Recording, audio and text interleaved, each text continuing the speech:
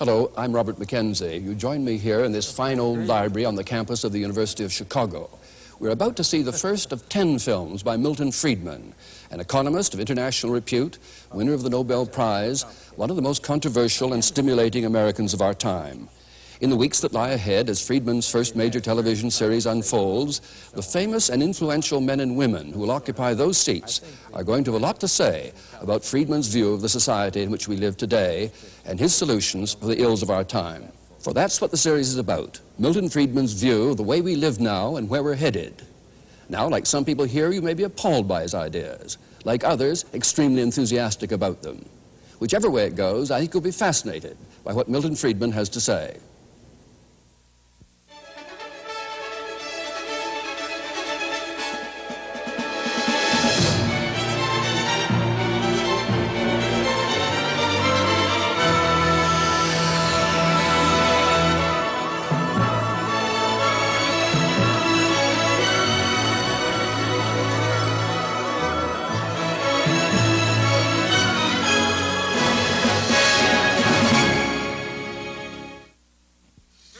This morning around the New York metropolitan area. Skies are sunny now. A little bit of cloudiness over the eastern end of Long Island, a patchy fog out there. Boy, we've got some lovely weather to talk about, and I think I promised you this back at the beginning of the week. Once, all this was a swamp, covered with forests. The Canarsie Indians who lived here traded the 22 square miles of soggy Manhattan Island to the Dutch for $24 worth of cloth and trinkets. The newcomers founded a city, New Amsterdam, at the edge of an empty continent. In the years that followed, it proved a magnet for millions of people from across the Atlantic, people who were driven by fear and poverty, who were attracted by the promise of freedom and plenty. They fanned out over the continent and built a new nation with their sweat, their enterprise, and their vision of a better future. For the first time in their lives, many were truly free to pursue their own objectives. That freedom released the human energies which created the United States. For the immigrants who were welcomed by this statue, America was truly a land of opportunity.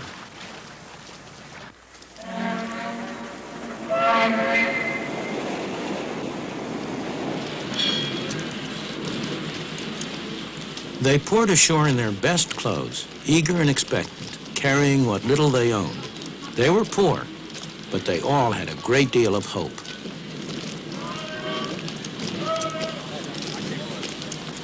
Once they arrived, they found, as my parents did, not an easy life, but a very hard life.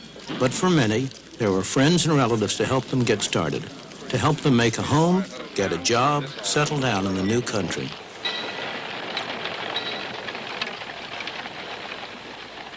There were many rewards for hard work, enterprise, and ability. Life was hard, but opportunity was real. There were few government programs to turn to, and nobody expected them. But also, there were few rules and regulations. There were no licenses, no permits, no red tape to restrict them. They found, in fact, a free market, and most of them thrived on it. Many people still come to the United States driven by the same pressures and attracted by the same promise. You can find them in places like this. It's Chinatown in New York, one of the centers of the garment industry, a place where hundreds of thousands of newcomers have had their first taste of life in the new country. The people who live and work here are like the early settlers. They want to better their lot, and they're prepared to work hard to do so. Although I haven't often been in factories like this, it's all very familiar to me, because this is exactly the same kind of a factory that my mother worked in when she came to this country for the first time at the age of 14, almost 90 years ago. And if there had not been factories like this here then, at which she could have started to work and earned a little money, she wouldn't have been able to come. And if I existed at all, I'd be a Russian or a Hungarian today instead of American. Of course, she didn't stay here a long time. She stayed here while she learned the language, while she developed some feeling for the country, and gradually she was able to make a better life for herself. Similarly, the people who are here now, they are like my mother, mostly immigrants from a distant country. They came here because they liked it here better and had more opportunities. A place like this gives them a chance to get started. They're not going to stay here very long or forever. On the contrary, they and their children will make a better life for themselves as they take advantage of the opportunities that a free market provides to them. The irony is that this place violates many of the standards that we now regard as every worker's right. It's poorly ventilated, it's overcrowded, the workers accept less than the union rate, it breaks every rule in the book. But if it were closed down, who would benefit? Certainly not the people here. Their life may seem pretty tough compared to our own, but that's only because our parents or grandparents went through that stage for us. We've been able to start at a higher point.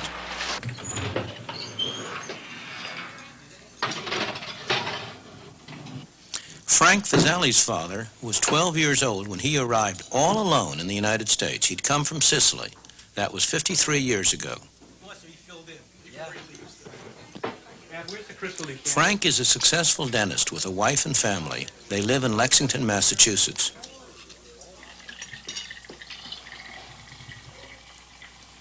Fine, one bottle fills the whole decanter.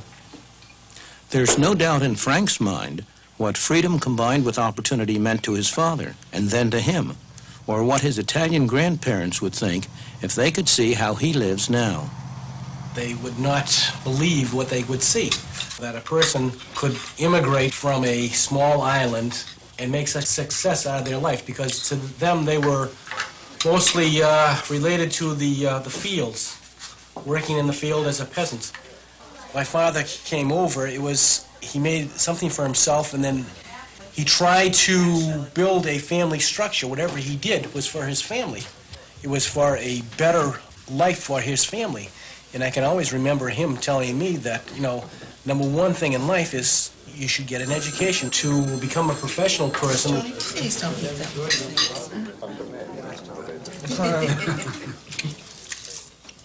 The Vasali family, like all of us who live in the United States today, owe much to the climate of freedom we inherited from the founders of our country, a climate that gave full scope to the poor from other lands who came here and were able to make better lives for themselves and their children. You girls gonna have this? Yeah. You, Chris? I know you don't want the whipped cream. But in the past 50 years, we've been squandering that inheritance by allowing government to control more and more of our lives instead of relying on ourselves. We need to rediscover the old truths that the immigrants knew in their bones, what economic freedom is and the role it plays in preserving personal freedom.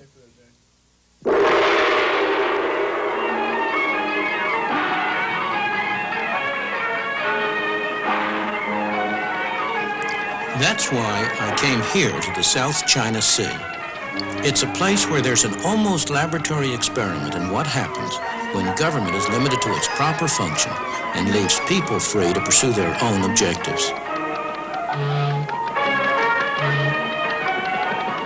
If you want to see how the free market really works, this is the place to come. Hong Kong, a place with hardly any natural resources. About the only one you can name is a great harbor. Yet the absence of natural resources hasn't prevented rapid economic development.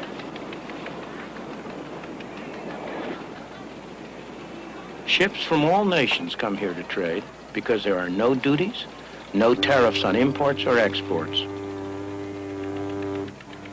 The power of the free market has enabled the industrious people of Hong Kong to transform what was once barren rock into one of the most thriving and successful places in Asia. Aside from its harbor, the only other important resource of Hong Kong is people, over 4.5 million of them. Like America a century ago, Hong Kong in the past few decades has been a haven for people who sought the freedom to make the most of their own abilities. Many of them are refugees from countries that don't allow the economic and political freedom that's taken for granted in Hong Kong. Despite rapid population growth, despite the lack of natural resources, the standard of living is one of the highest in all of Asia.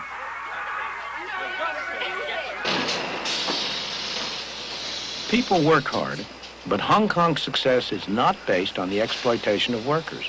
Wages in Hong Kong have gone up 4-fold since the war. And that's after allowing for inflation. The workers are free to work what hours they choose, free to move to other jobs if they wish. The market gives them that choice. It also determines what they make. You can be sure that somebody somewhere is willing to pay for these cheap plastic toys. Otherwise, they simply wouldn't be made.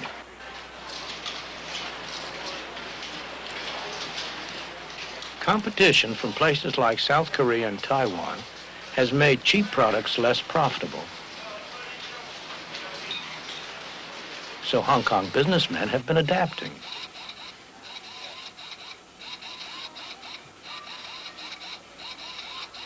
They've been developing more sophisticated products and new technology that can match anything in the West or East. And their employees have been developing new skills.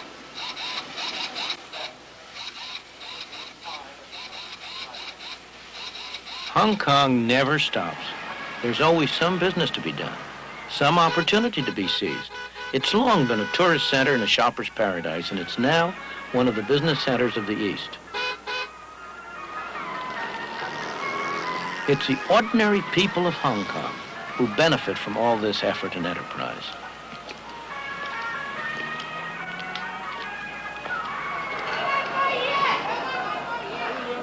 This thriving, bustling, dynamic city has been made possible by the free market. Indeed, the freest market in the world. The free market enables people to go into any industry they want, to trade with whomever they want, to buy in the cheapest market around the world, to sell in the dearest market around the world. But, most important of all, if they fail, they bear the cost. If they succeed, they get the benefit. And it's that atmosphere of incentive that has induced them to work, to adjust, to save, to produce a miracle. This miracle hasn't been achieved by government action, by someone sitting in one of those tall buildings telling people what to do. It's been achieved by allowing the market to work.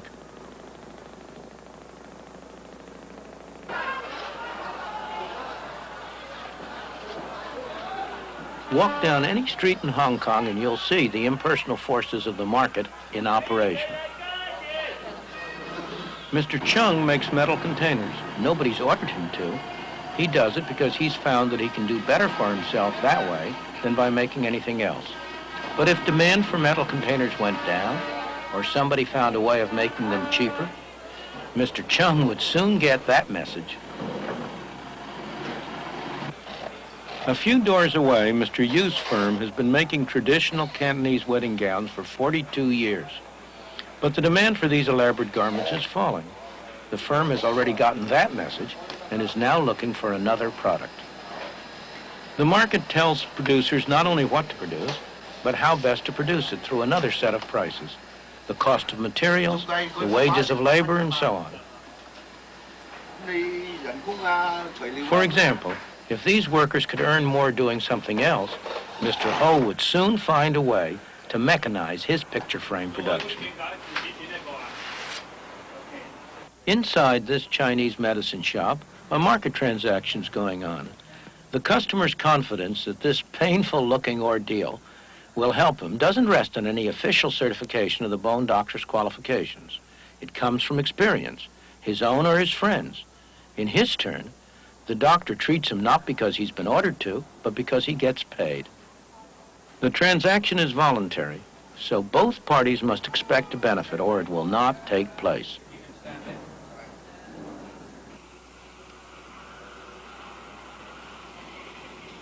Believe it or not, this backyard is the entrance to a factory.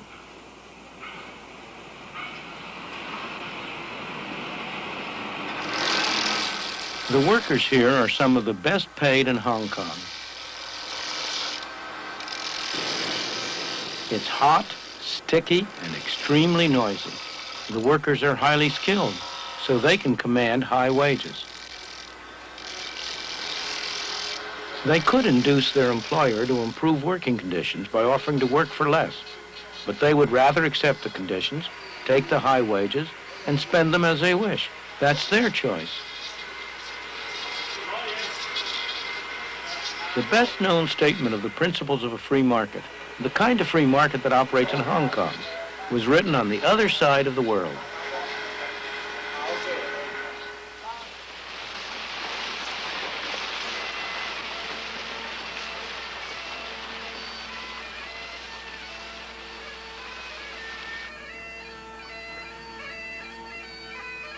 "200 years ago in Scotland, Adam Smith taught at the University of Glasgow. His brilliant book, The Wealth of Nations, was based on the lectures he gave here. The basic principles underlying the free market, as Adam Smith taught them to his students in this university, are really very simple. Look at this lead pencil. There's not a single person in the world who could make this pencil. Remarkable statement? Not at all. The wood from which it's made, for all I know, comes from a tree that was cut down in the state of Washington. To cut down that tree, it took a saw. To make the saw, it took steel. To make the steel, it took iron ore. This black center, we call it lead, but it's really graphite, compressed graphite. I'm not sure where it comes from, but I think it comes from some mines in South America. This red top up here, the eraser, bit of rubber, probably comes from Malaya, where the rubber tree isn't even native. It was imported from South America by some businessmen with the help of the British government. This brass ferrule, I haven't the slightest idea where it came from, or the yellow paint, or the paint that made the black lines, or the glue that holds it together. Literally thousands of people cooperated to make this pencil. People who don't speak the same language, who practice different religions, who might hate one another if they ever met. When you go down to the store and buy this pencil, you are in effect trading a few minutes of your time for a few seconds of the time of all those thousands of people. What brought them together and induced them to cooperate to make this pencil? There was no commissar sending out orders from some central office. It was a magic of the price system, the impersonal operation of prices that brought them together and got them to cooperate to make this pencil so that you could have it for a trifling sum. That is why the operation of the free market is so essential, not only to promote productive efficiency, but even more, to foster harmony and peace among the peoples of the world. These people are crossing between two very different societies. This is Lo Wu, the official border crossing point between China and Hong Kong. Nowadays, there's a considerable amount of traffic at this border. People cross a little more freely than they used to.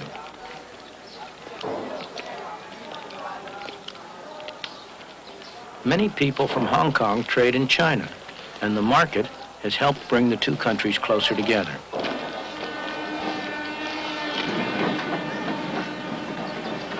But the barriers between them are still very real. On this side of the border, people are free not only in the marketplace, but in all their lives. They are free to say what they want, to write what they want, to do pretty much as they please. Not so over there. That is why people in China who cannot get permission to leave go to desperate lengths to escape. They risk their lives in the process. Many lose their lives, but that doesn't keep others from following. Some are attracted by the higher material standard of life in Hong Kong, but more by the natural human desire to be free. The people who get official permission to leave China are fortunate. They're going to be able to enjoy the benefits of the economic freedom they'll find in Hong Kong. But more important, that will give them a much wider freedom. Human and political freedom has never existed and cannot exist without a large measure of economic freedom. Those of us who have been so fortunate as to have been born in a free society tend to take freedom for granted, to regard it as a natural state of mankind. It is not. It is a rare and precious thing. Most people throughout history, most people today, have lived in conditions of tyranny and misery, not of freedom and prosperity. The clearest demonstration of how much people value freedom is the way they vote with their feet when they have no other way to vote.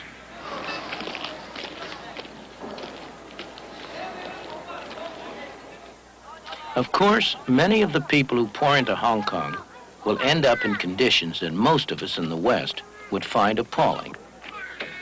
Hong Kong is very far from utopia. It has its slums, its crime, its desperately poor people.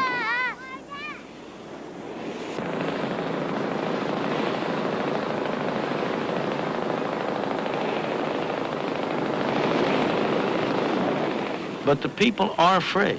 That's, after all, why so many of them have come here, despite having to live in leaky houseboats in one of Hong Kong's many small harbors.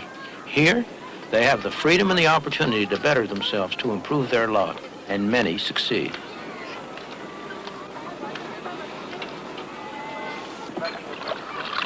There's appalling poverty in Hong Kong, it's true, but the conditions of the people have been getting better over time. They're far better off now than they were when they first came across the border from China.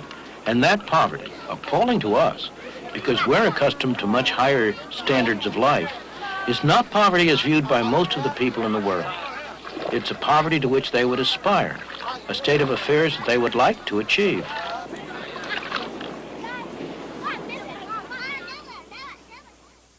There is an enormous amount of poverty in the world everywhere. There is no system that's perfect. There's no system that's going to eliminate completely poverty, in whatever sense. The question is, which system has the greatest chance? Which is the best arrangement for enabling poor people to improve their lot? And on that, the evidence of history speaks with a single voice. I do not know any exception to the proposition that if you compare like with like, the freer the system, the better off the ordinary poor people have been. Ask yourself what it is that assures these garment workers in Hong Kong a good wage. Not high by Western standards, but high enough to enable them to live far better than most people in the world. It's not government or trade unions that do it. These workers do well because there's competition for their labor and skills.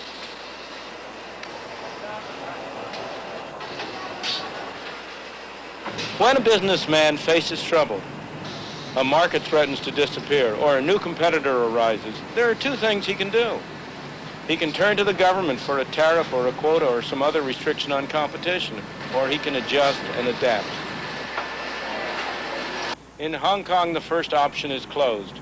Hong Kong is too dependent on foreign trade so that the government has simply had to adopt a policy of complete non-interference. That's tough on some individuals, but it's extremely healthy for the society as a whole. Only the businessmen who can adapt, who are flexible and adjustable, survive, and they create good employment opportunities for the rest. The complete absence of tariffs or any other restrictions on trade is one of the main reasons why Hong Kong has been able to provide such a rapidly rising standard of life for its people. Even Communist China recognizes Hong Kong's success. It set up shop here and now accepts the universal symbol of capitalism. The Bank of China, the official bank of Communist China, is the largest bank in Hong Kong. There's no doubt that Communist China recognizes the power of the market. In all this, the government of Hong Kong has played an important part, not only by what it has done, but as much by what it has refrained from doing. It has made sure that laws are enforced and contracts honored. It has provided the conditions in which a free market can work. Most importantly, it has not tried to direct the economic activities of the colony.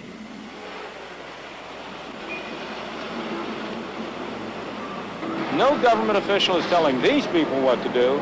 They're free to buy from whom they want, to sell to whom they want, to work for whom they want. Sometimes it looks like chaos, and so it is. But underneath, it's highly organized, by the impersonal forces of a free marketplace. Fresh eggs here. Chicken wings, chicken legs. You know these eggs are firm right from the chicken's ass. Ask me no questions. Tell you no lie. The impersonal forces of a free marketplace at work, back here in the United States. Hey, 2 broccoli, $1 a quarter. Prices are the key. The prices that people are willing to pay for products determines what's produced. The prices that have to be paid for raw materials, for the wages of labor and so on, determine the cheapest way to produce these things. And in addition, these self-same prices, the wages of labor, the interest on capital and so on, determine how much each person has to spend on the market. It's tempting to try to separate this final function of prices from the other two, to think that somehow or other you can use prices to transmit the information about what should be produced and how it should be produced without using those prices to determine how much each person gets. Indeed, government activity over the past few decades has been devoted to little else. But that's a very serious mistake. If what people get is not going to be determined on what they produce, on how they produce it, on how successfully they work, what incentive is there for them to act in accordance with the information that's transmitted? There's only one alternative: force. Some people telling other people what to do. We got them, folks. Let's go ahead. We got parsley here, 30 cents. Hey, look at these melons, $2 for $1. Hey, fresh melons, $2 for $1. Hey, 2 broccoli, $1 a quarter. Hey, look at those there again, Charlie. I know, huh? Charlie Brown. Go ahead, try them, huh? Nice? Oh, boy, look what I got. Real good tomato. Real nice. Hey, come on, try one of those tomatoes. You don't eat home anymore. Have free lunch over here. You eat for nothing over here. Go ahead, eat. We don't charge you. Have a free lunch. I know, I'm going to. That's right. Free lunch. Free lunch. The fundamental principle of a free society is voluntary cooperation. The economic market, buying and selling, is one example, but it's only one example. Voluntary cooperation is far broader than that. To take an example that at first sight seems about as far away as you can get, the language we speak, the words we use, the complex structure of our grammar. No government bureau designed that. It arose out of the voluntary interactions of people seeking to communicate with one another.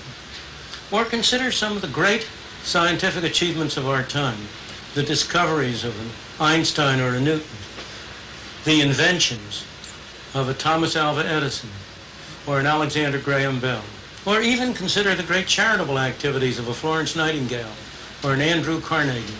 These weren't done under orders from a government office. They were done by individuals deeply interested in what they were doing, pursuing their own interests and cooperating with one another. This kind of voluntary cooperation is built so deeply into the structure of our society that we tend to take it for granted. Yet the whole of our Western civilization is the unintended consequence of that kind of a voluntary cooperation, of people cooperating with one another to pursue their own interests, yet in the process building a great society.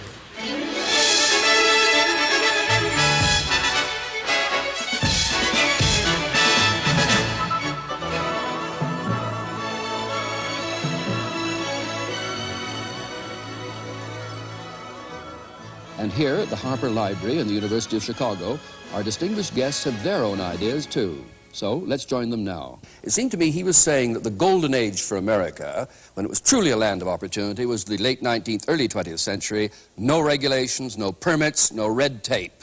I would argue that the government played a decisive role in an enormous grant to the railroads in creating an American capitalist economy. And secondly, if you go back to that golden age, you find that the government constantly intervened in a rather characteristic way. It used troops against strikers. American labor history has been the most violent, bloody class struggle anywhere in the world. And the government, up until 1932, the law, the courts, the society, always sided with business, always sided against working people. Therefore, I would argue that both economically and in terms of repressing the attempts of people to assert their freedom, government prior to the rise of the welfare state in this country was more or less owned by business. Milton Friedman. Michael Harrington is seeing the hole in the barn door, and he's not looking at the barn door itself. The plain fact is, during the whole of that period, while government did intervene from time to time, and mostly to do harm, I agree with him that government intervention was, in the main, not a good thing, tariffs, for example. On the other hand, throughout that whole period, government spending, federal government spending, central government spending, never was more than 3% of the national income. It was trivial. The land grants to the railroads were a minor factor. I don't approve of them. I'm not saying they were a good thing, but they were a very minor factor. One has to have a sense of proportion, and that goes to the whole discussion. I am not an anarchist.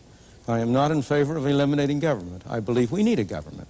But we need a government that sets a framework and rules within which individuals, pursuing their own objectives, can work together and cooperate together. And they work together and cooperate together not only in economic areas. I want to hold you for a moment, though, to that golden age theory, that we were best when we were regulated least in the late 19th and early 20th century, because remember, the sweatshop analogy comes out of there, when there was no attempt to restrict hours of work or to regulate working conditions. Now, is that a view you accept of that period? Well, I think it's necessary to contrast it with what's happened in the interim. I don't see how we can talk about that without comparing it with the interim period. Now, you talked earlier about the fact that during the last 50 years, we had squandered some of our inheritance of freedom. Absolutely. And I believe during the last 50 years, we really have improved our freedom. I spent over half that time working for one of the world's largest industrial companies, the DuPont Company, deeply involved with the launching of new ventures, and got to know the free enterprise system well and have a very healthy respect for it. But during that interval, and particularly during the last few years, when I've been more involved with government and with environmental matters, I have become convinced that our freedom was improved when the people are allowed to add to their freedom in the marketplace, the freedom for voting with their dollars in the marketplace, the freedom to vote with their ballots in the polling place, to put some restraints on the excesses of the marketplace, particularly when you're concerned with such things as the long-term impact on our health from the pollution of our environment, the introduction of carcinogenic materials, or the irradiation of our people with nuclear products. What about putting some restraints on the excesses of government? Hasn't that become an ever more serious problem? How is it that a government of the people, supposedly, does things which a very large fraction of the people would really prefer not to have done, such as overtax them, overgovern them, overregulate them? I think you're looking, again, at one side and not the other. And of course, I agree we have to look at what's happened in the interim. We're better off than we were 50 years ago. Never would deny that. But we stand on the shoulders of the people who went before. We have to look at how much they achieved from where they started. And that was a period in which you had the tremendous influx of immigrants from abroad, millions and millions and millions of them. When you opened up a new continent, when you had achievements. Milton, are you saying, though, that there's any sense in which you'd rather go back to those circumstances where there are no regulations of factory work, no hours, limitations of hours of work? Do you want to return to that, or do you just say that was a stepping stone to where we are now? It depends on what you mean by circumstances. I don't want to have to go back to using a horse and buggy instead of an automobile. But I would prefer to go back to the kinds of governmental regulations or absence of regulations, the greater degree of freedom which was given to individuals to pursue one activity or another, which prevailed then than which prevails now. I think that really our industrial leaders have been dragged into the future screaming. They resisted the child labor laws, they resisted Social Security, labor unions, and now the environmental movement. Once the government forced them to pay attention to those by the voting of the people on the ballot box and in the polling place, then the industrial leaders, business leaders, paid attention to those rules and have done a good job in most cases of abiding by them. Excuse me. Bob Galvin is an industrialist. Now, come on, is that a fair statement? Maybe the industrialists have a clearer view of history and its prospects. The most precious asset we possess is freedom. The easiest way to lose one's freedom is to go into receivership. And I mean economic receivership, because a receiver is a dictator. And to the degree that we employ the costs and the burdens of government that lead us in the direction of further debt, ultimate receivership, and then the political consequence of the imposition of the political dictator over the economic and the job and the living rights of the individual, but maybe the industrialist can see farther down the pike as to the consequence of all this. Michael Harrington? I just think that two things. One, to view freedom positively, I think people over 65 years of age in the United States today are freer now because of Medicare. I do not think that the freedom to die from the lack of medicine was a very good thing.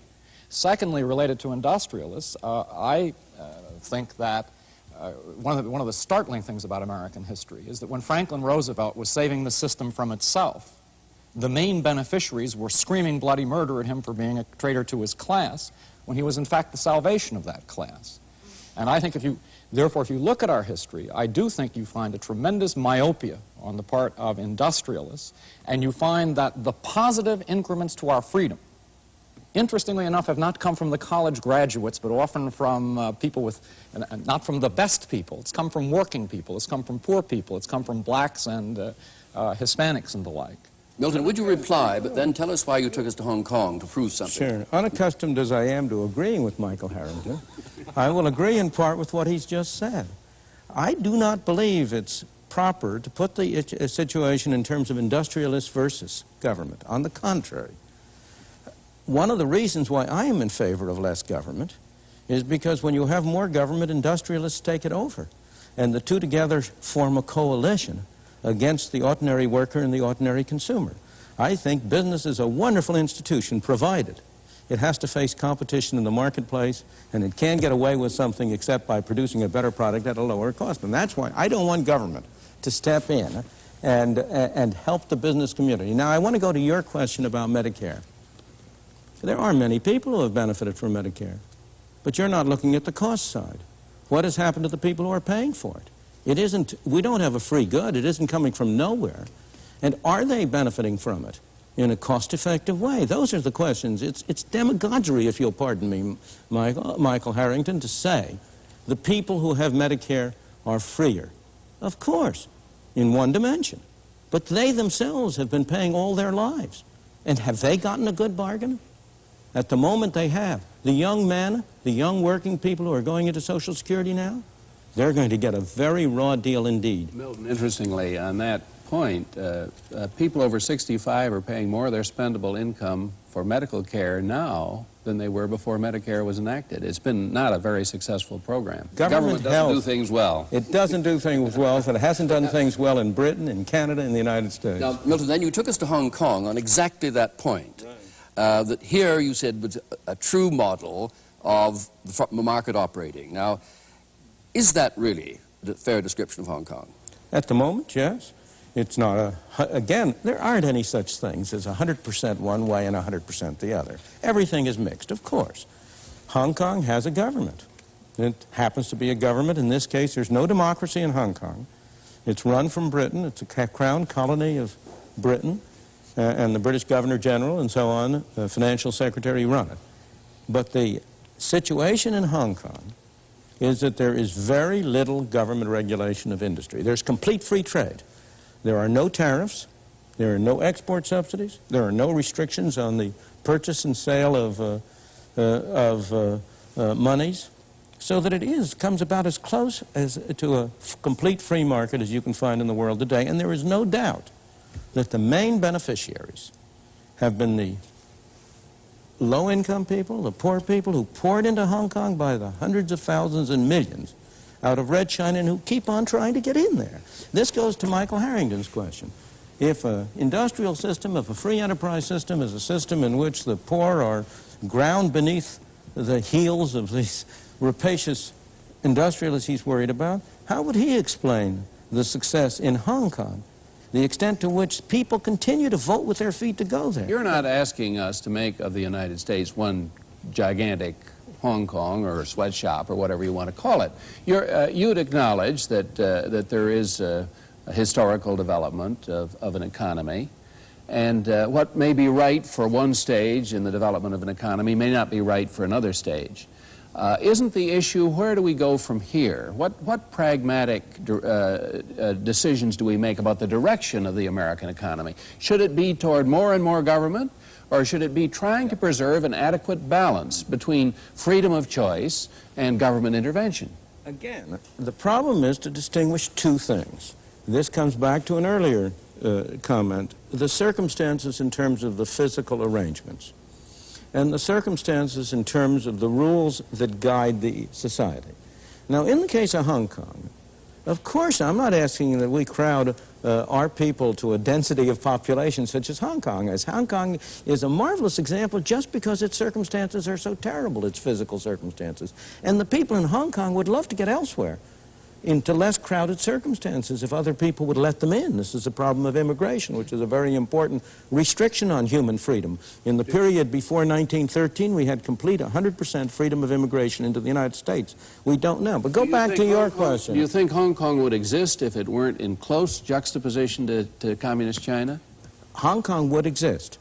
It is very dubious that it would have the policies it has now if it weren't in close juxtaposition to Communist China. Well, now, but to answer your question directly, yes, I am in favor of the United States having not the circumstances, not the physical circumstances, but the policies that Hong Kong has had of zero tariffs, of complete free trade, of no restrictions on exports, no restrictions on monetary transactions, of a far greater degree of a far lesser degree of governmental regulation. I agree with what Russell Peterson said before, that there are third-party effects. There are things like pollution.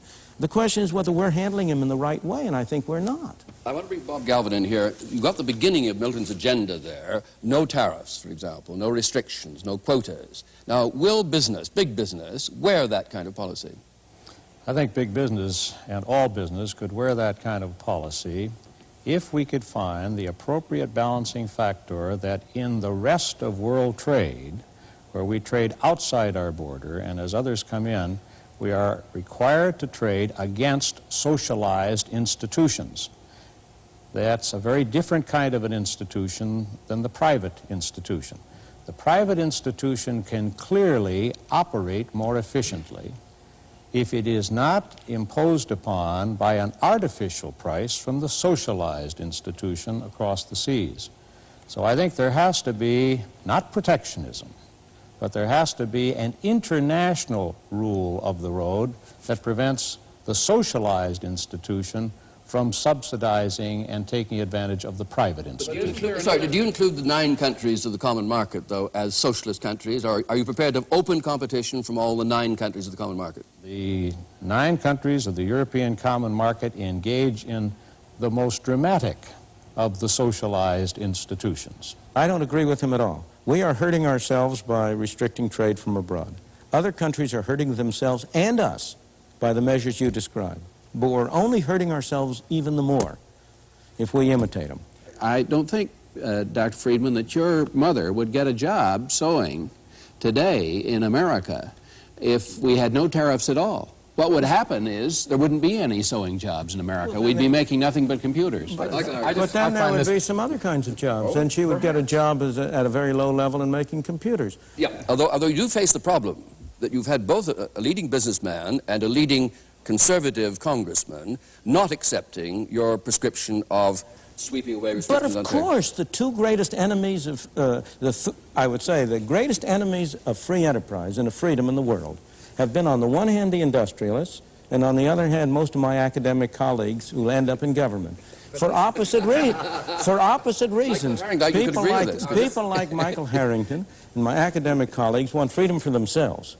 They want free speech, they want freedom to write, they want freedom to publish, to do research, but they don't want freedom for any of those awful businessmen. Now, the businessmen are very different. Every businessman wants freedom for somebody else, but he wants special privilege for himself. He wants a tariff from Congress. And the congressman, well, the way in which congressmen get elected is by performing favors to constituents. And if indeed you were to wipe out completely all tariffs, if you were to reduce government controls in this country to what they are now, I do not think that would be in the self-interest of even Barbara Conable, for whom I have the very greatest respect, or Bob Galvin, for whom I have the respect. I think it would be in the self-interest of Michael Harrington. Now let's ask what the American people want and will wear, because you're saying in effect that to get elected, the congressman is giving the people what they want. Now, aren't you saying in the end, then, the people don't want this or don't understand the advantage of it? I'm saying that my whole function and purpose is to try to persuade the people to make a different thing politically profitable. I'm trying to persuade the people to make it clear that congressmen who pursue these policies are going to lose their jobs. And if we do that, congressmen are pursuing their self-interest. They're in a market. There's a political market. They've got a product to sell, and they've got to appeal to their customers. And I am just engaging in the kind of advertising Mr. Galvin and other companies very experienced politician, Governor Peterson. Let me ask you how you would cope with this problem, Dr. Friedman. The people decided that they wanted cool air. There was a tremendous need. And so we built a huge industry, the air conditioner industry. Hundreds of thousands of jobs, tremendous earnings opportunities, and nearly all of us now have air-conditioned homes and cars and offices. But then the people decided they wanted clean air, and they couldn't buy it in the marketplace. So they voted at the polling place. They got their elected representatives to go to the Congress and say, we are going to have clean air. Now, overnight there was a new market, and the free enterprise system responded to that. Now there's a big environmental industry making earnings, providing jobs, but also serving this public need to have the freedom to breathe clean air. You grossly underestimate the extent to which the private market is able to do it. It's not an accident that the air, before you had any of this legislation, the air and water were cleaner in the United States today than they were in the United States 100 years ago. You know, the automobile added one kind of pollution, but it eliminated a far worse kind of pollution. If you consider what the streets of New York would look like today if you were still transporting people by horse-drawn vehicles, you would have pollution on a scale that would stagger you. In the same way, it's not an accident that the air is cleaner and the water purer in those countries today that are the most advanced than they are in the backward country. It's not in Afghanistan that you find clean air and water. It's in the advanced countries. So the market is a very much more subtle mechanism than people give it credit for being. I would like to get this back to the real world, because in the real world, there is no possibility that American business, which is a welfare-dependent business system, is going to adopt these ideas. What these ideas function as in the real world is a rationalization for the myth of free enterprise, which disguises the fact of state capitalism, as an argument against social intervention in a society that does intervene on behalf of the steel industry very quickly. Finally, in terms of the American political process, I don't believe that the political process is so simple as having the people elect the government.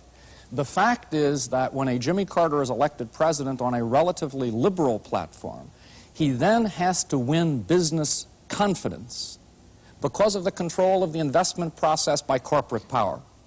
And I think that fact, corporate power, rationalized by free enterprise myths, is the central problem of freedom in our time, and that's what has to be attacked. Before we come to Milton again... No, but I've got to comment on this, because I think we mustn't let words get in the way of what really is the case.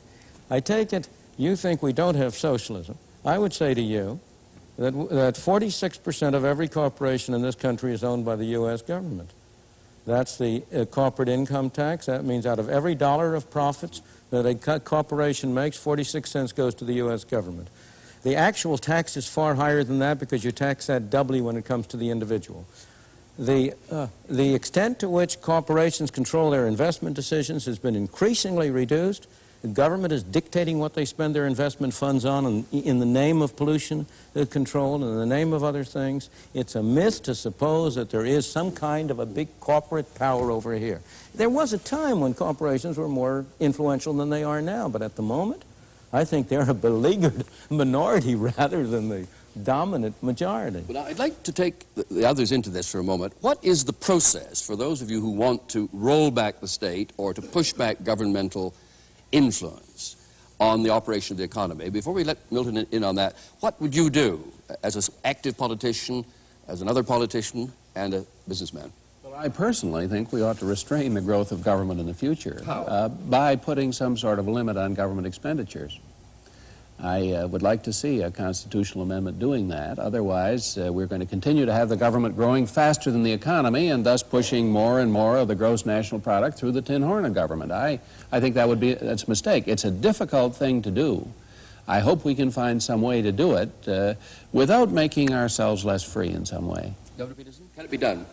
Yes, I think we can make substantial headway by furthering our pluralistic society, by encouraging, educating more people to think comprehensively. I think one of the big problems in our world is that leaders in government and in industry are short-sighted. They don't look at the long-term impacts of their decisions. And in a democracy such as ours, the power is with the people, just like the textbooks say. And if they get this more comprehensive understanding and knowledge, they're going to see to it that the special interests of elected officials will be in tune with getting reelected, and they will look at the long-term views just like the citizenry is. So I'm all in favor of an all-out push to get this freedom to vote in the polling place added to the freedom of the marketplace, because that's a potent combination. But voting in the polling place is a very different kind of freedom than voting in the marketplace. When you vote in the polling place, it is important, but it's a very different kind. When you vote for a package. And if you are in the minority, you lose. You don't get what you want. When you vote in the marketplace, everybody gets what he votes for. If you vote for I vote for a green tie, I get a green tie. You vote for a blue tie, you get a blue tie. If we do that in the polling booth, if 60% of us vote for a green tie, you have to wear a green tie. Oh, but the 40% don't just shut up. They can try to influence the decision. They can try to influence, but it's a very different and less efficient mechanism for matching performance, matching results to individual tastes and preferences. Whatever kind of car I buy, I still get dirty air. There are good people running this society, and most of the people that we're talking about work someplace, and they know that their company is doing something pretty good or trying to do something pretty good. I think the people are going to start telling the leaders where they've gone wrong and start to redress it by the direction of the ballot. Is it people in general are more conservative and in particular are more liberal? That is to say, if you ask the people in general, what do you think of government, get it off my back, less taxes. If you ask in particular, what about health, national health? What about full employment, government is the employer of last resort? What about pollution? Do something about it. Everett Ladd had an article in Fortune about a year ago, which is hardly a radical left-wing journal, showing this contradiction. And I think that there is in the United States today a rapid movement to the left, right, and center, which I obviously hope will be resolved not by an across-the-boards cut aimed primarily at poor and working people, but by an increasing democratization of economic power and an increasing democratization of the government.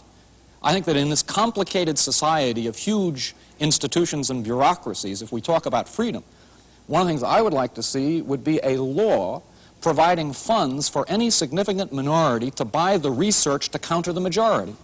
If you don't have the expertise, the knowledge technology today, you're out of the debate. And I think that we have to democratize information and government as well as the economy and society. I am sorry to say Michael Harrington's solution is not a solution to it. He wants minority rule. I don't.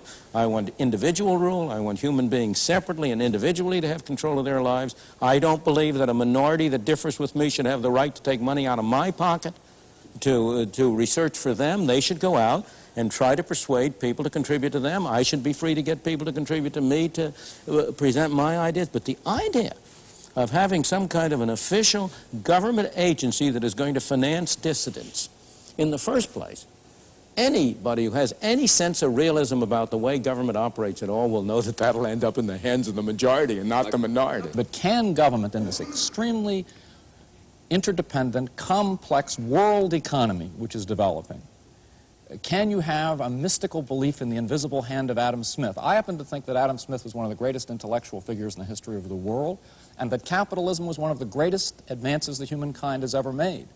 But precisely because I put this in historical context, capitalism, as a friend of mine by the name of Karl Marx predicted some time ago, has developed tremendous tendencies towards monopoly, concentration, multinational corporations, money supplies that are not controlled by the Federal Reserve Bank or even the President of the United States anymore.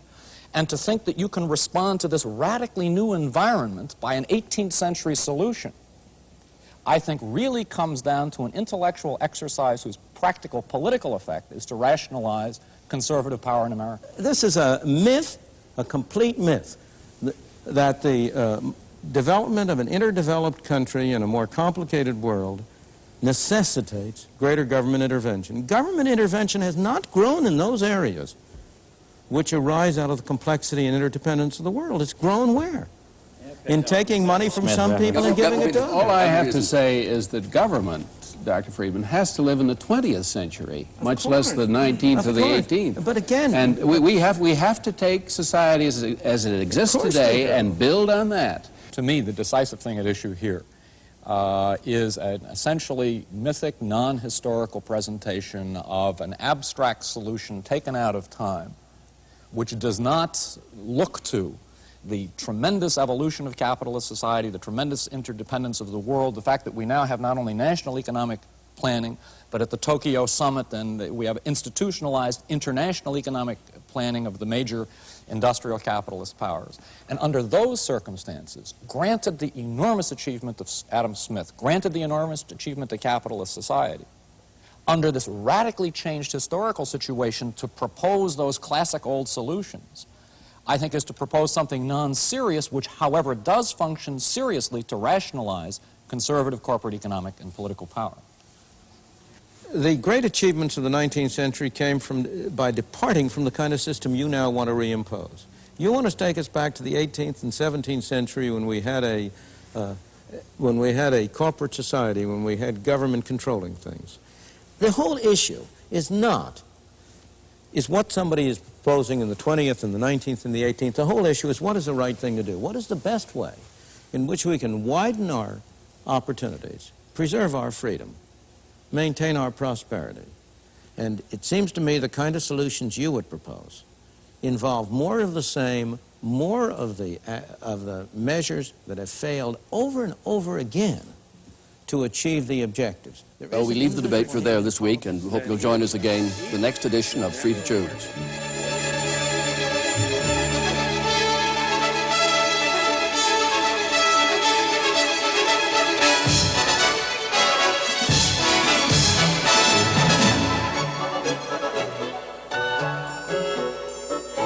When governments try to control the economy, what goes wrong? Milton Friedman looks at modern governments in action, in Britain, in India, and here in the United States. Don't miss his stark and realistic assessment of the real world we live in. Free to Choose, next week.